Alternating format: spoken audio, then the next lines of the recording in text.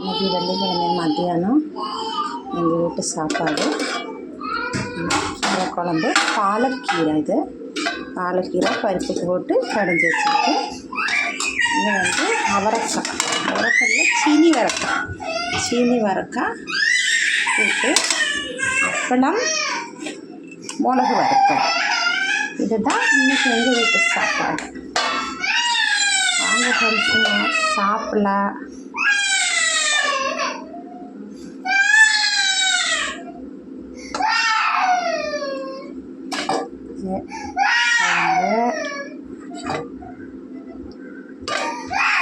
உப்பு,